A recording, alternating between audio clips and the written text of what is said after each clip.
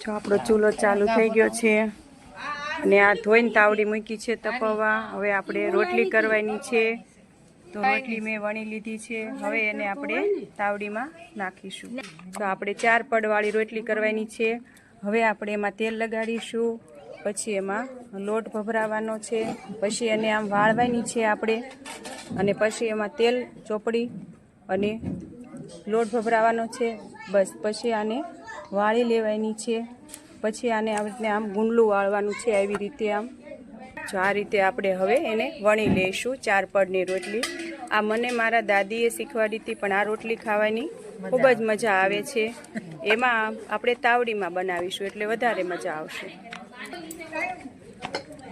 જો આ રોટલી આપણે વણાઈ ગઈ છે. હવે આપણે એને તાવડીમાં નાખી દઈશું. જો આ તાવડીમાં નાખી છે, હવે એને ચડવા દઈશું. જો આપણે આ રોટલી ફેરવી લીધી છે અને ચૂલે ચડે છે એટલે બફાઈને ચડશે. જો હવે આપણે પલટાઈ નાખી છે, ઊંધી નાખી દીધી છે.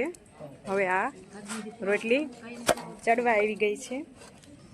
આ રોટલી આપણી ચડીને સરસ તૈયાર થઈ ગઈ છે. લઈ લો, હવે બીજી નાખીશું. આ રોટલી આવી રીતે આપણે બધી રોટલી બનાવવાની છે. જો આ રોટલી આપણે ચોપડી લેશું, પછી ભગવાનને આપણે ધરવા લેવાની છે. ઓમ શાંતિ.